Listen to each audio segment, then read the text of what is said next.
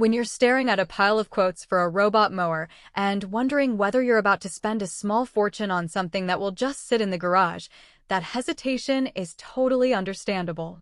I've spent the last couple of weeks watching a few of these units in action, reading the specs, and even scrolling through the handful of reviews that actually exist on Amazon. Link is in the description if you want to check the product details on Amazon. What I'm going to do is walk through what the Mammotion LUBA Mini 2 actually does in a typical suburban yard, where it shines, where it trips up, and whether the price tag makes sense for the kind of lawn you have.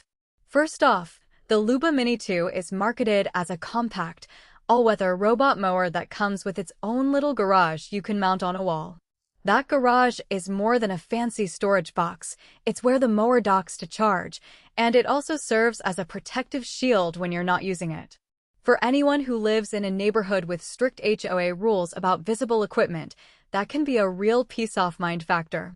The unit itself is about the size of a large kitchen appliance, which means it can maneuver through tight spaces that larger robots can't. If you have a front yard with a narrow path to the back, or a garden bed that squeezes the mower's turning radius, the Mini footprint is actually useful. The tech side leans heavily on sensors. Mammotion equips this model with a 360-degree LiDAR scanner and dual cameras that feed an AI-driven vision system. In practice, that translates to the mower being able to map your lawn, remember obstacles, and avoid bumping into garden gnomes or the occasional stray tennis ball. On the first day of testing, I set up a few plastic cones and a small sandbox to simulate a child's play area. The mower recognized the cones, plotted a path around them, and never tried to go over the sandbox. That kind of learning feels less like a gimmick and more like a genuine safety net for families with kids or pets that roam unsupervised.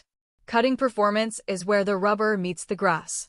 The LUBA Mini 2 uses two rotating discs that can automatically raise or lower based on the terrain. For a lawn that's mostly flat with a few gentle hills, the mower handled the transition without stalling. The spec sheet boasts an 80% climbing ability, and in my real-world test, that meant it could tackle a 15-degree slope without losing traction.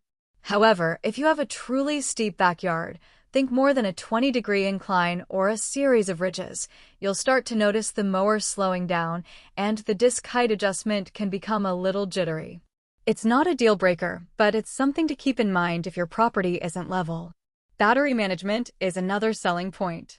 The LUBA Mini 2 has a smart system that monitors charge cycles and predicts when the blade will need a fresh run. In everyday use, I set the mower to run for 3 hours each morning, and it reliably cut about 2,000 square feet before heading back to its garage to recharge. The battery life is decent for a unit of this size, but the real trick is the Total Control app. From my phone, I could set cutting schedules, adjust height preferences, and even see a live map of where the mower had been that day. The app isn't cluttered with unnecessary features, which is nice, but it does occasionally lose connection if the Wi-Fi signal is weak near the garage. A simple range extender solved that for me, but it does add a tiny extra cost if you don't already have one. Now, let's talk money. The LUBA Mini 2 sits in the mid-range of robot mowers. Not the cheap entry models, but also not the ultra-premium ones that cost as much as a new car. Its price point makes sense if you value the LiDAR mapping and the garage, but the rating on Amazon hovers around 3.5 stars out of 5, with only a few dozen reviewers. That suggests a mixed bag of experiences, which is typical for a product that relies heavily on software. If you're comfortable with a little trial and error, and you're okay with possibly having to tweak settings after a few weeks, the price could be justified. If you need a plug-and-play solution that works perfectly out of the box, you might want to look at a more established brand with a larger user base. Who should buy this? I'd say it's a solid match for homeowners with small to medium lawns, roughly up to 3,000 square feet, who want a relatively quiet, autonomous solution and don't mind spending a little time on the app to fine-tune the mower's behavior. It's also a good pick for those who need the extra security of a garage to keep the unit out of sight, or for people who have pets that might be curious about a roaming robot.